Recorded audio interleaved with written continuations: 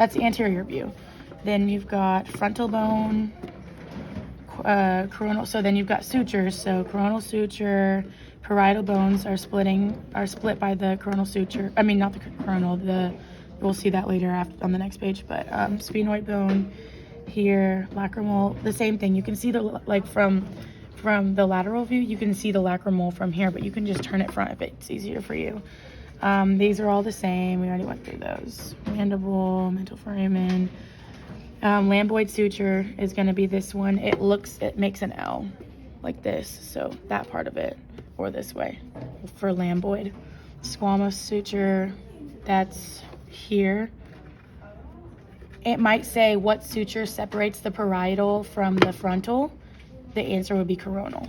So that could be a question on there. Is the parietal both of those?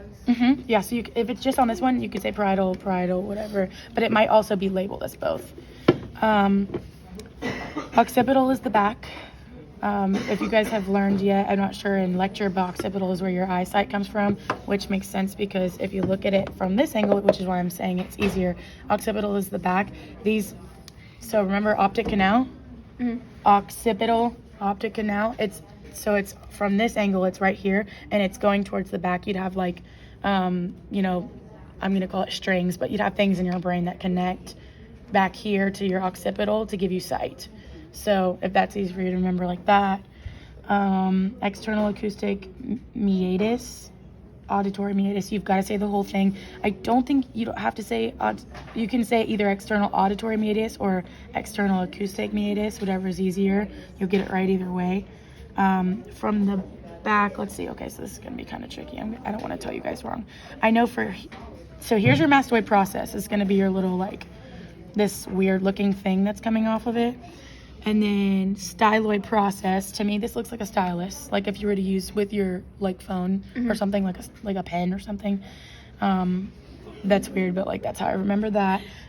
Okay, so then the external acoustic meatus, that's going to be here, I think. Wait, let me make sure. Yes. So the meatuses are not going to be holes all the way through. So if you cannot stick a pointer through it and see it on this side, then it's a meatus. If you can, then it's a foramen. So see like these holes on the inside. So that's another way to remember that. And I'll keep going. I'll just get this video from y'all and I'll post it on there. Okay, so sagittal suture is here. So again, it could say what suture splits the two parietal bones, and you say sagittal suture. Parietal, and you need to say suture if it's asking for suture, because otherwise I could say like, are you talking about direction? Like, what are you talking about? Body planes.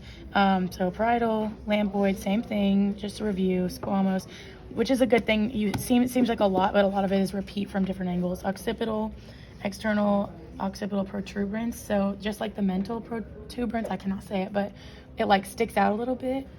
Same thing back here. It sticks out a little bit. So it'll be right here, and it'll say, what is this bone marking?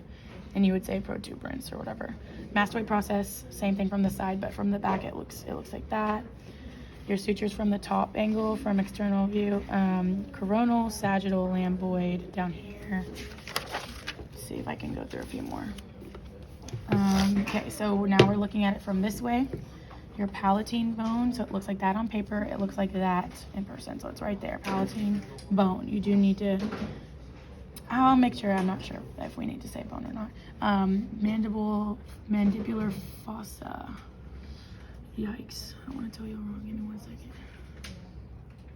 It's where the jaw. Oh, yeah. That's why. Okay, so this thing probably won't be on here, to be honest. I'm going to take it off. It'll probably be like this. This will be separate, and you'll have to do stuff like that. But mandibular fossa will be like this. On the older skeleton, like on the older skulls, some of them show this stuff better, so they'll use those sometimes depending on what they're asking. So these won't be as like this rubber, like whatever, this wax won't be here, but it's kind of obvious where that is. Mandibular fossa, where the mandible fits in. We did palatine, foramen spinosum, and then so these I will post. I'll like try to remember what I learned, how I learned these, but I'll post that. Videos on this one and this one. Okay, well then perfect. Yeah. So those, watch the Reddit video for the rest of those, because they're very small and it's gonna get really long. Which one did you say was a hole? If if it says foramen is a if it says hole. foramen. Yeah, if it says foramen, it's gonna be a hole no matter what. Like this is a foramen. On your hip, you have, well, no, that's not a good example.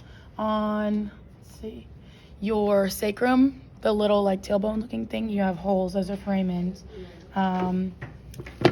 Mandibular foramen or mental foramen, something like that.